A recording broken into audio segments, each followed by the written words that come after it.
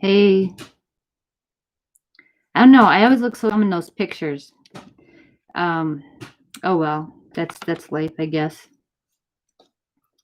I'm not gonna be camera shy for you guys. Okay, so today we're on paper 176, part 4, the return of Michael, and this is kind of the angels, I think, explaining what they know about what Jesus meant about his return. Michael, of course, Christ Michael is Jesus, or the creator of our universe. So let's read it. Okay. Of all the master's teachings, no one phrase has been so misunderstood as his promise sometime to come back in person to this world. It is not strange that Michael should be interested in sometime returning to the planet whereon he experienced his seventh and last bestowal as a mortal of the realm.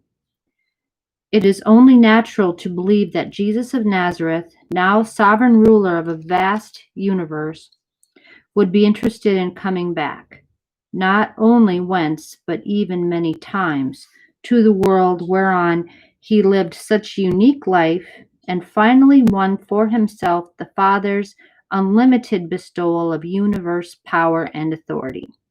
Urantia will eternally be one of the 7 nativity spheres of Michael in the winning of universe sovereignty. Jesus did, on numerous occasions and to many individuals, declare his intention of returning to this world.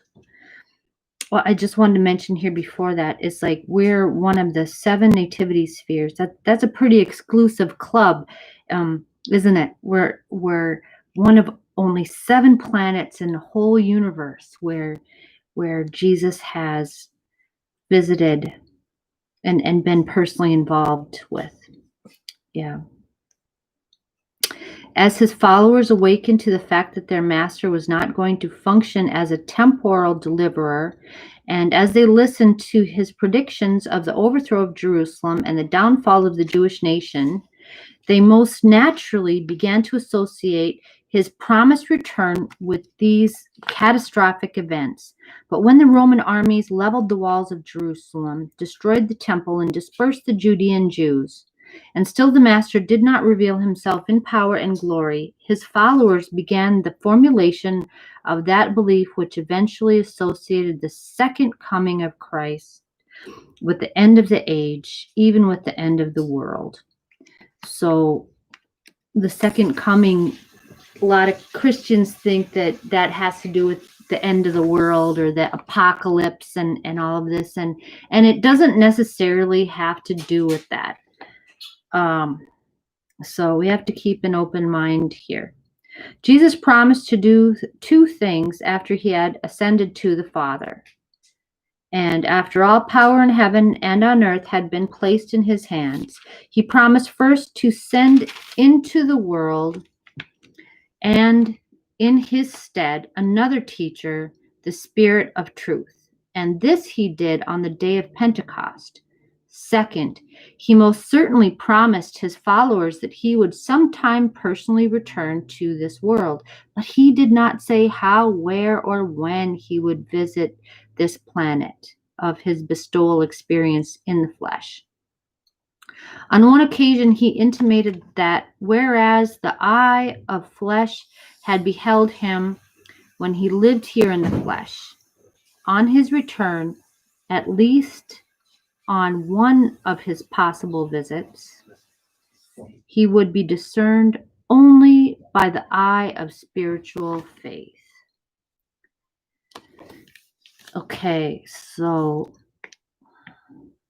that's interesting. That's probably the biggest clue that we have there about when he's going to come. He's not going to come in the flesh. Only the eye of spiritual faith will be able to discern him, be able to see him. Okay. Many of us are inclined to believe that Jesus will return to Urantia many times during the ages to come. Okay, well, I'm not knocking it. I think that would be good. I think we need him.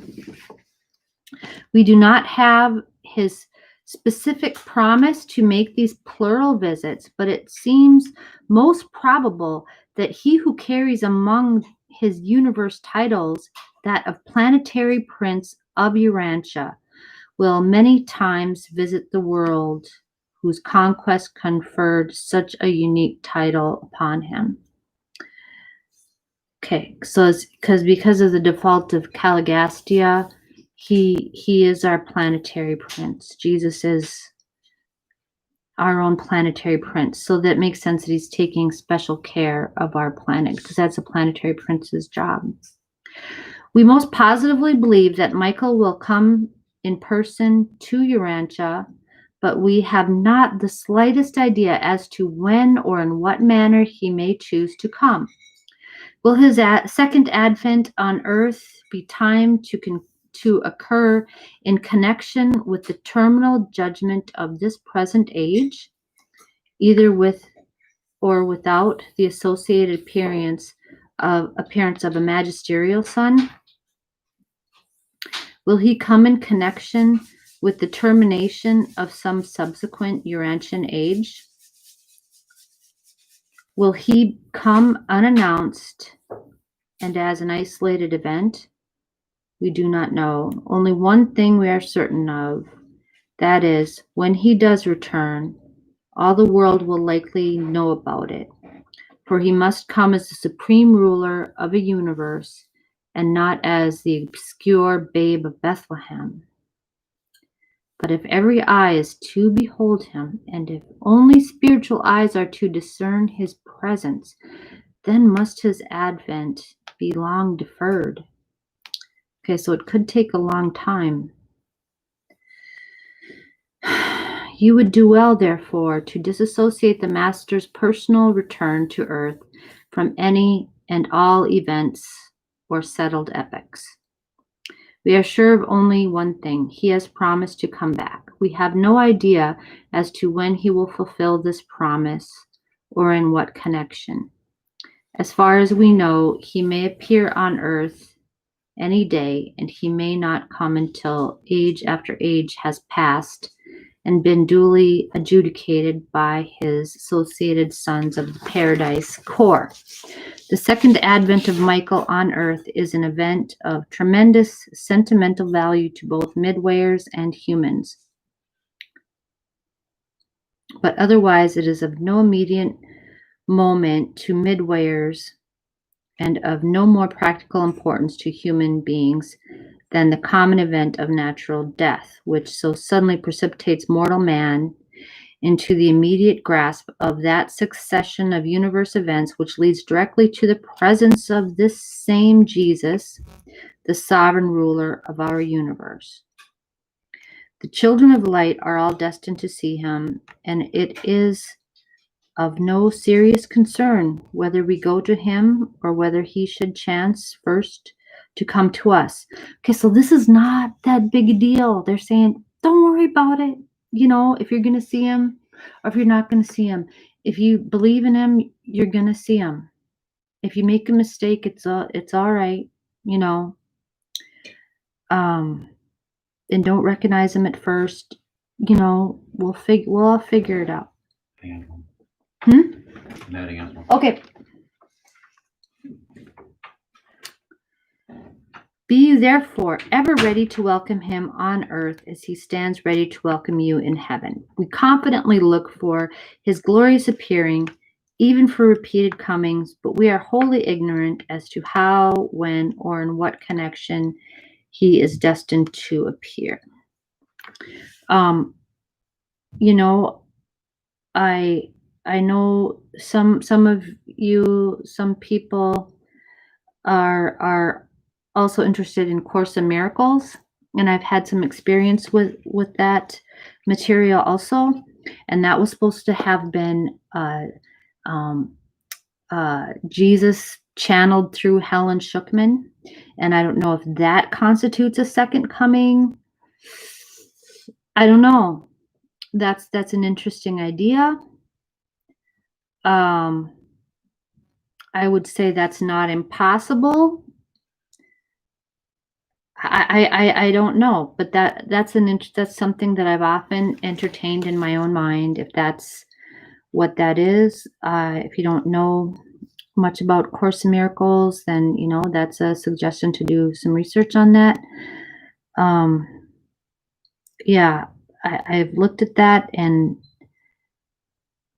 um, yeah, I would say it's possible. I guess from what I understand about Jesus, it's a mystery. When you know, I don't think that's likely. Of course, I guess I wouldn't bet on that, because there's a lot of fake stuff out there. I don't think Course in Miracles is something fake. It's controversial, just like this is controversial. Everything out there, but again, I just think that we don't need to solve these things all right now. That will become more obvious in the future. I guess that's true. But I would be cautious if somebody says that they're channeling Jesus. I mean, some of these spirits can be channeled. I don't know if Jesus can be channeled. It seems too big. It seems too big for somebody to channel.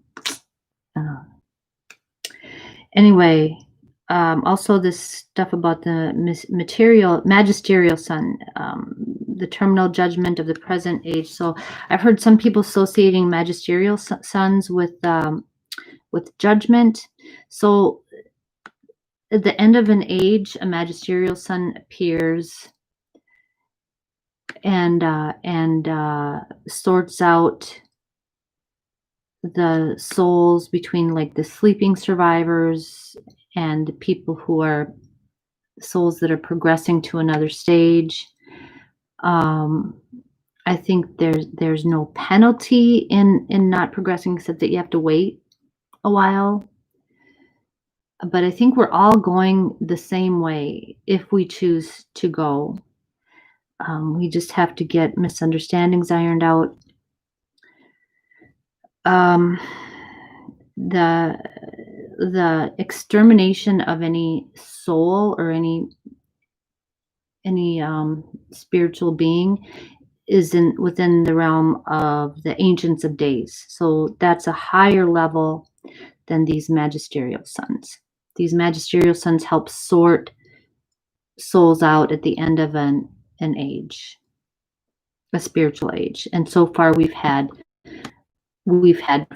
4. We're on the 5th one. This book is bringing us to the 5th. This is the 5th epical revelation, is what it's called. So okay, that's pretty much all I have to say about that. But I've heard there's been some confusion on that point, so I want to put in my 2 cents there. Hope you I don't know, maybe sometime I'll get questions about this stuff. That would be good. But I know for now that's all for now. And I will talk to you again tomorrow. Thank you very much.